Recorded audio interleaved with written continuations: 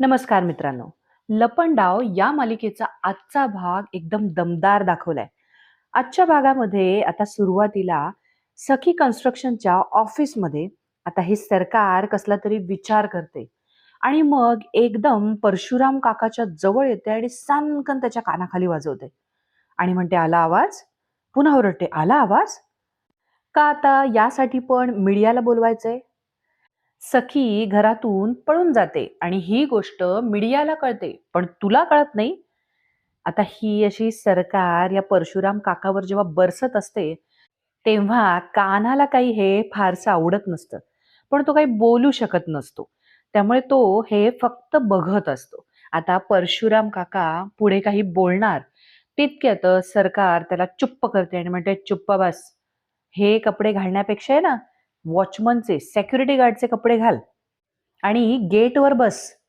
आता या बिचाऱ्या परशुराम काकाचा चांगलाच अपमान सरकारने कान्हासमोर केलेला असतो. आता तो परशुराम काका हलकेच कान्हाकडे पाहतो. कारण त्याला सुद्धा थोडंसं शरमल्यासारखं वाटत असतं. मग कान्हा उगाचच न बघितल्यासारखं करतो. मग ही सरकार त्या परशुरामला निघ म्हणून ओरडते. तो परशुराम पुढे काही बोलणार, पुन्हा एकदा हात उचलते आणि म्हणते, निघ. मग तो परशुराम देखील काहीच न बोलता तिथून निघून जातो. तरी सुद्धा आता या सरकारचा राग काही कमी झालेला नाहीये. ती स्वतःशीच म्हणते, युजलेस. आणि मग हलकेच कान्हाकडे एक नजर टाकते. आता कान्हाला देखील सरकारने आपल्याकडे पाहिलं हे कळतं. कान्हा पण थोडा घाबरतोच, कारण आत्ताच त्याने तिचं चंडिकेचं रूप बघितलेलं असतं. त्यामुळे जशी सरकार त्याच्याकडे वळते, कान्हा लगेच निघायच्या तयारीत असतो. पण सरकार अशी टिचक्या वाजवून त्याला थांबवते आणि त्याला खुणवते, की तू तू पुढे ये. बिचारा कान्हा आता थोडा घाबरतच पुढे येऊन उभा राहतो. या सरकारला आता कान्हाने त्या पत्रकारांसमोर काय काय थापा मारलेल्या असतात ना, त्या सगळ्या आठवत असतात. आणि नेहमीप्रमाणे तिच्या डोक्यामध्ये काहीतरी प्लान शिजत असतो. मग ही सरकार कान्हासमोर येऊन उभी राहते आणि तिने हात मागे बांधलेले असतात. ते हात फक्त सोडते. कानाला वाटतं आता ही आपल्या देखील लगावते की काय कानशिलात. तो पटकन गालावरती हात ठेवतो आणि उगाचच चेहऱ्यावर हात ठेवल्याचा आव आणत असतो. मग ही सरकार कान्हाला म्हणते, "सखी 1 तासात परत येईल. असं तूच सांगितलंस ना मीडियाला? त्यामुळे आता तूच तिला शोधायचं." आता कान्हा इशाऱ्यानेच विचारतो, "मी?" लगेच सरकार पुढे होते आणि म्हणते, "काय झालं? दातखिळी का बसली?"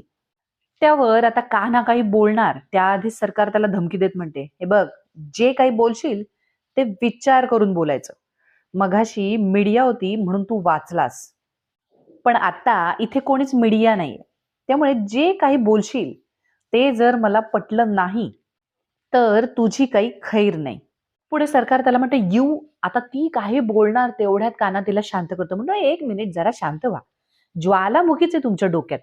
जरा शांत व्हा. तुम्ही एक काम करा. तुम्ही पाणी घ्या." असं म्हणून तो पाण्याचा ग्लास तिला देतो. "प्लीज, प्लीज पाणी घ्या." आता ही सरकार जरा तन करतच जाऊन खुर्चीवर बसते. कान्हा तिच्या मागे-मागे जातो आणि म्हणतो, "हे बघा, ऐका. तुम्ही जरा ना शांत व्हा. तुम्ही ना जरा मी काय सांगतो ना ते शांतपणे ऐका." आणि मग कान्हा पुढे सरकारला प्लान सांगतो. तिला म्हणतो, "हे बघा, सखी मॅडम 1 तासाच्या आत परत येतील. पण त्यांना मी आणणार नाही. त्यांना तुम्ही आणणार आहात." कान्हाने असं म्हटल्यावरती सरकार पुन्हा एकदा तिचा डेंजरस लूक कान्हाकडे देते. मग कान्हा पुढे त्यांना म्हणतो, "काय मॅडम, आता हे मी तुम्हाला सांगायचं का? तुम्ही जर सखी मॅडमवरती जास्त रागवलात, तर त्या दूर पळतील. पण जर तुम्ही असं प्रेमाने बोलवलत ना, तर त्या अशा धावत येतील." या मुलांचं ना असंच असतं. चुंबकासारखं. दक्षिण-दक्षिण म्हटलं की लांब पळतात. दक्षिण ध्रुव म्हटलं की जवळ येतात. आता ही सरकार हिच्या डोक्यात काहीच याचा बोलणं प्रकाश पडत नसतो. ती डोक्यालाच हात लावते. मग कान्हा तिला म्हणतो, "हे बघा मॅडम." आता कान्हा बोलता-बोलता जाऊन त्या सरकारच्या समोरच्या खुर्चीवर बसतो. पुन्हा सरकार अशी त्याच्याकडे रागाने बघते. आता कान्हा परत घाबरतो आणि खुर्चीवरनं उठतो आणि म्हणतो, "हे बघा, ध्रुवांचं तुम्हाला कळलं.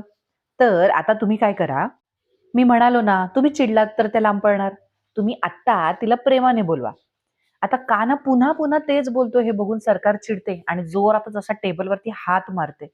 मग कान्हाला लक्षात येतं. मग तो लगेच म्हणतो, "बरं, बरं, मी तुम्हाला समजावतो." आणि मग कान्हा सरकारला काहीतरी भन्नाट प्लान सांगतो. तर आता ही सखी गाडीनी चाललेली असते आणि ती एका हॉस्टेलला फोन लावून तुमच्याकडे वॅकंट रूम आहे का असं विचारत असते. तितक्यातच ही सरकार आता तिला फोन करते. लगेच सखी म्हणते, अरे आईचा फोन. म्हणून मग ती त्या हॉस्टेलवाल्यांना सांगते, थांबा, मी ना तुम्हाला कॉल बॅक करते. आता ती या सरकारचा फोन उचलते. त्या सरकारने तिला व्हिडिओ कॉल केलेला असतो. आता फोन उचलल्या उचलल्या सखी म्हणते, आई. आणि मग पुन्हा थांबून म्हणते, सरकार, आय नो तू माझ्यावर रागवली असशील. मग ही सरकार आता तिचा ड्रामा सुरू करते. लगेच म्हणते, रागवले तर आहेच मी, पण तुझ्यावर नाही, स्वतःवरच. आई म्हणण्याची लायकी तरी आहे का माझी? खरंच प्रश्न पडतो मला. कुठली आई स्वतःच्या मुलीच्या स्वप्नांना विरोध करते? मी केला. आणि मग नाटकीच रडत म्हणते, खरंच मी खूप वाईट आहे. आईला असं रडताना पाहून सखी लगेच पाघळते. मग ती म्हणते, नाही आई, असं नाहीये. सरकार लगेच तिला म्हणते, नाही, असंच आहे. आणि ना हेच खरंय. आणि उगाचच खोटं-खोटं रडत असते. पण मी काय करू तूच सांग. मी जे काही करतीये ते सगळं तुझ्याच काळजीपोटी करते बेटा. तुझ्याच भल्यासाठी करते. इतकं सगळं केलं तुझ्यासाठी. पण मी एक छोटीशी गोष्ट मागितली, पण तीही तू मला देऊ शकली नाहीस. असं म्हणून आता रडायला लागते. आईला रडताना पाहून सखीला खूप वाईट वाटत असतं. मग पुढे ही सरकार म्हणते, मला सांग कुठे चुकले मी? मी जे काही केलं ते सगळं मी माझ्यासाठी करत होते का? नाही. तुझ्यासाठी, या घरासाठी, घरातल्या लोकांसाठी, कंपनीसाठीच करत होते ना. कंपनीतल्या लोकांसाठी करत होते. पण तू? तू कोणाचाच विचार केला नाहीस. माझाही केला नाहीस. इतकी वाईट आहे का गं मी? लगेच ही सखी म्हणते, "नाही आई, असं नाहीये." मग सरकार पुढे तिला म्हणते, "तू मला एकटीला सोडून निघून गेलीस?" तर तितक्यातच बाहेरून आता उर्मिला या सरकारच्या रूमचा दरवाजा जोरजोरात वाजवत म्हणते, "सरकार, दरवाजा उघडा." हे सगळं आता सखी ऐकते आणि मग ती विचारते, "आई, तू नक्की काय करतीयेस? तू दरवाजा का बंद केलायस?" उर्मिला पुन्हा पुन्हा म्हणत असते, "प्लीज ओपन द डोअर सरकार." तितक्यातच आता मीनाक्षी काकू तिथे येते आणि म्हणते, "उर्मिला?" मग उर्मिला तिला सांगू लागते, "बघा ना, सरकार दरवाजाच उघडत नाहीयेत. बोला ना काहीतरी प्लीज." आणि मग दोघी मिळून दरवाजा वाजवायला लागतात. आता हे सगळं सखी ऐकत असते, पाहत असते. मग सखी सुद्धा पॅनिक होते आणि मग ती ओरडूनच म्हणायला लागते, "आई, काकू का ओरडतीये? तू दरवाजा का बंद केलायस?" मग ही सरकार आता तिची सगळ्यात मोठी चाल चालते. ती हातामध्ये चाकू घेत म्हणते, "सखी, जसा तू एक निर्णय घेतलायस ना, तसाच आता मी सुद्धा एक निर्णय घेतलाय." आता आईच्या हातात चाकू बघून सखी आणखीनच घाबरते आणि ती घाबरतच विचारते, "म्हणजे? आई, तू काय निर्णय घेतलायस आणि हातात चाकू कशाला घेतलायस?" आणि पुन्हा ओरडून म्हणते, "आई, तू कसला निर्णय घेतलायस?" मग सरकार अगदी शांतपणे तिला म्हणते, "स्वतःला संपवण्याचा." सरकारने असं म्हटल्यावरती सखीच्या पायाखालची जमीनच सरकते आणि मग ती म्हणते, "आई, तू काय बोलतीयेस?" आता ही सरकार सुद्धा काही कमी नाही. लगेच म्हणते, "मी स्वतःला संपवणार आहे." सखी इथे खूप पॅनिक होते आणि मग ती ओरडायला लागते, "आई, तू पहिले चाकू खाली ठेव. तू असं काही करणार नाहीयेस. तू चाकू खाली ठेव आधी." मग ही सरकार लगेच म्हणते, "मी आजपर्यंत जे काही केलं, जे काही करत होते, ते फक्त तुझ्यासाठी होतं बेटा. पण तुलाच हे सगळं नकोय, तर मी तरी काय करू?" आता सखी तिथून तिला ओरडून-ओरडून सांगत असते, "आई, आय नो, मला सगळं माहितीये. तू असं काही करू नकोस. अगं, मला हवी आहेस तू." आणि मग सखी रडतच तिला म्हणते, "तू पहिले तो चाकू खाली ठेव." मग इथे या दोन्ही काकू सरकार, सरकार म्हणून दरवाजा ठोठावत असतात.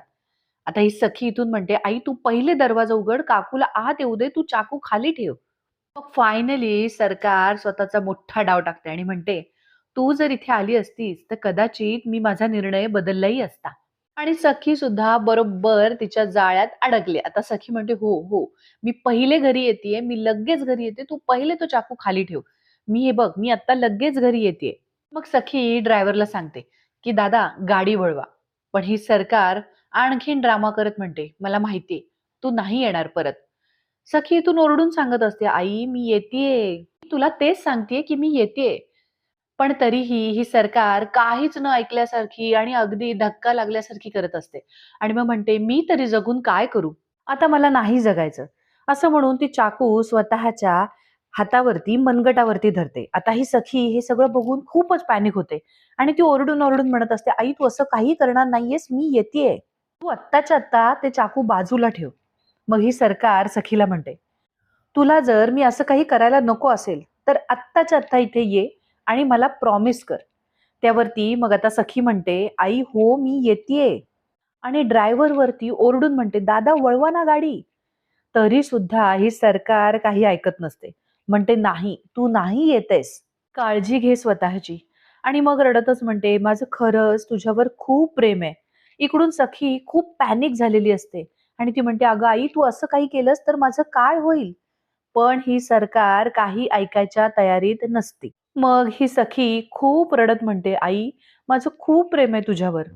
पण ही सरकार पुढे म्हणते, "मला खूप काही करायचं होतं तुझ्यासाठी. पण सगळंच काही अर्धवट राहिलं. पण हरकत नाही. तू आता काळजी घे." ते बाहेर उर्मिला काकू आणि मीनाक्षी काकू जोरजोरात ओरडून "सरकार दार उघडा" म्हणून दरवाजा ठोठावत असतात. तर इकडे सखी सुद्धा आईची ही हालत बघून खूप पॅनिक झालेली असते आणि खूप रडत असते. ती सरकारला थांबवण्याचा खूप प्रयत्न करत असते. पण ही सरकार तिच्या ड्रामामधून काही बाहेर येत नसते. आणि मग "बाय सखी" असं म्हणून ती चाकूने आपल्या हाताची नस कापून घेते. आता नस कसली तिने चुकीच्याच ठिकाणी कापलंय. ठीक आहे, तो भाग वेगळा आहे. आता ही सरकार चक्कर येऊन पडल्याचा ड्रामा करते. तर इकडे तिच्या हातातला फोन खाली पडतो. आता सखीला नक्की तिथे काय चाललंय हे दिसत नसतं. ते पाहून ती आणखीनच पॅनिक होते आणि आई, आई करून ओरडायला लागते. सखी जोरजोरात रडत ड्रायव्हरला म्हणते, "दादा लवकर गाडी वळवा." आणि मग खूप रडत मला माझ्या आईकडे जायचंय असं म्हणून आणखीनच रडायला लागते.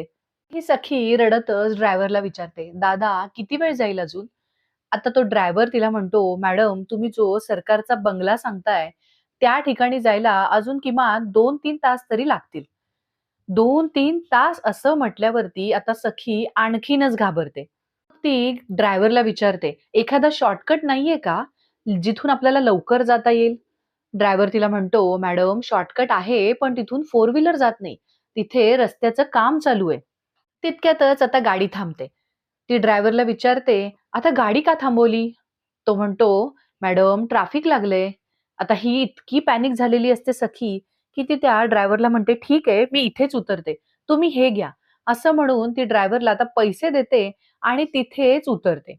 आणि गडबडीतच गाड्यांच्या मधून रस्ता काढून घरी जाण्यासाठी मार्ग काढत असते.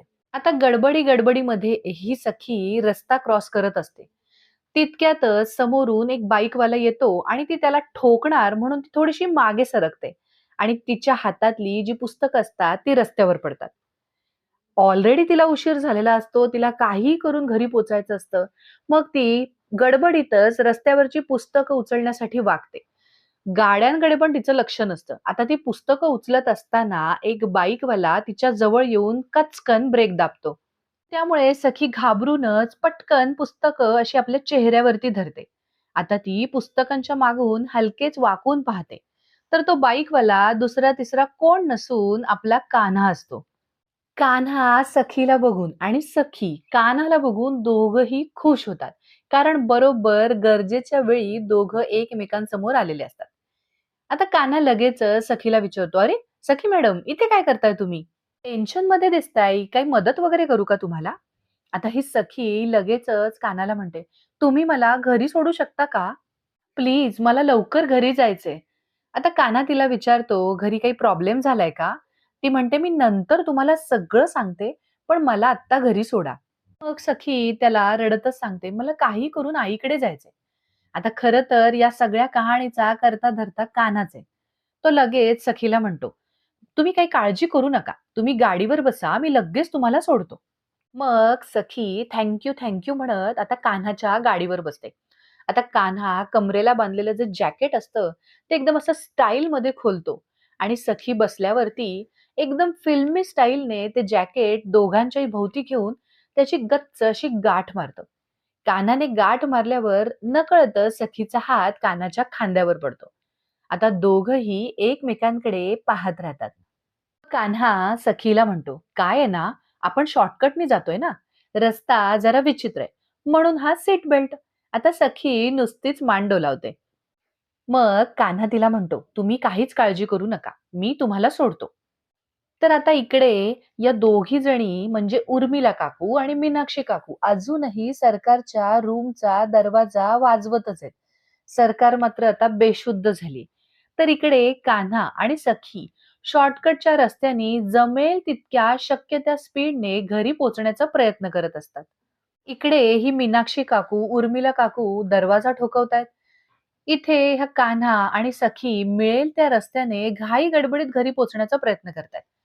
आता या सरकारला खरं तर काहीच झालेलं नाहीये. ती रूममध्ये मस्तपैकी हात असा हलवत निवांत बसून असते. कारण तिने मुळात जिथे नस कापली जाते तिथे कापलेलंच नसतं.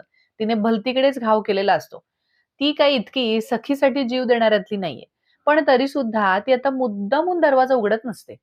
मग ही मीनाक्षी काकू आता सरकारला आवाज देत म्हणते, "सरकार, उगाच डोक्यात राग घालून काहीतरी करू नका.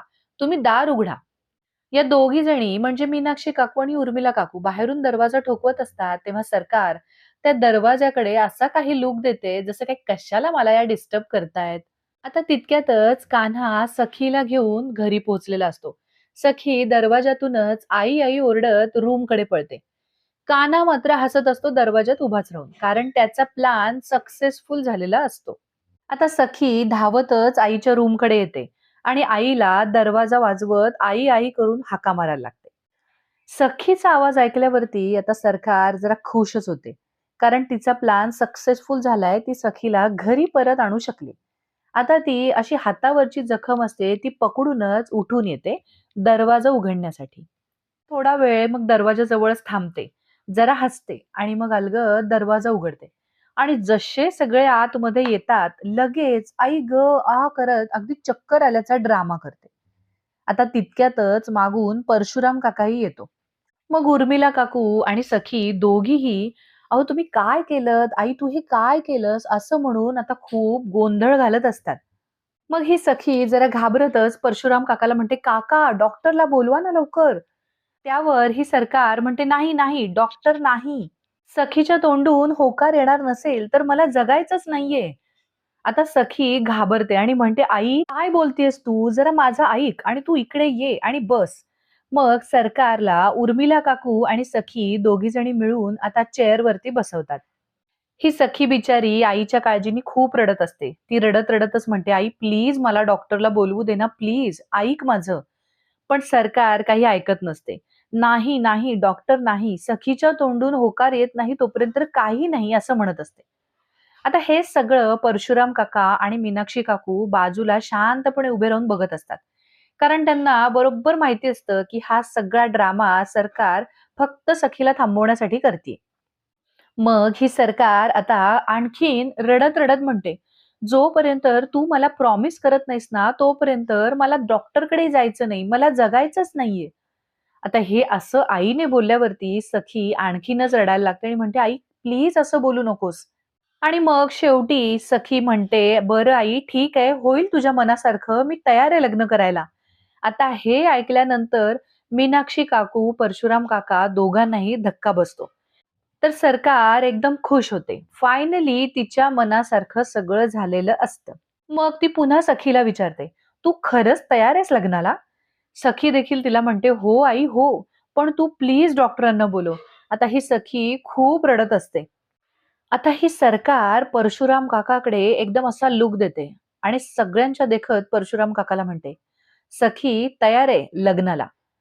आता असं म्हटल्यानंतर उर्मिला काकू, मीनाक्षी काकू दोघीही जरा शॉकच होतात. त्यावरती सखी म्हणते, "परशुराम काका, प्लीज डॉक्टरांना बोलव ना." परशुराम काका देखील आता, "हो, मी लगेच डॉक्टरांना बोलवतो," असं म्हणून तिथून जातो. परशुराम काका डॉक्टरला बोलवायला गेल्यावरती सरकार पुन्हा ड्रामा सुरू करते. पुन्हा म्हणते, "अगं, पण तुझी स्वप्न? नाही, नाही, मला जगायचंच नाहीये." त्यावरती मग आता सखी म्हणते, "नाही आई, नाही. ती महत्वाची नाहीयेत. माझ्यासाठी अख्ख्या जगात फक्त तू एकटीच महत्वाची आहेस." सखीने असं म्हटल्यावरती सरकार खूप खुश होते. मनातून तिला खूप आनंद झालेला असतो. मग ती आता सखीला म्हणते, "प्रॉमिस?" सखी तिच्या हातात हात देत तिला "प्रॉमिस आई" असं म्हणते. त्यानंतर सरकार लगेचच सखीला जवळ घेते आणि तिच्या डोक्यावरून हात फिरवत खूप खुश होत असते. आता इथे उर्मिला काकू मीनाक्षी काकूकडे पाहते आणि दोघी जणींनाही सरकारचा डाव बरोबर कळलेला असतो. पण ह्या सखीलाच कसा कळत नाही ते माहित नाही.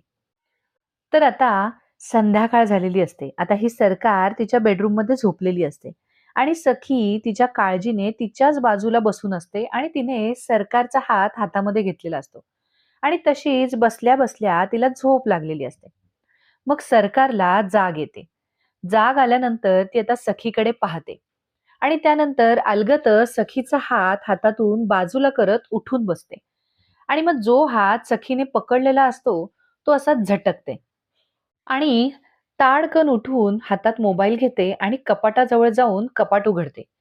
मग त्यातून काहीतरी विचार करून पैशाचं बंडल बाहेर काढते आणि बंगल्याच्या बाहेर येते. आता बंगल्याच्या बाहेर कान्हा त्याची बाईक लावून त्याच्या बाजूला उभा असतो आणि तो त्याच्या फोनमध्ये काहीतरी करत असतो.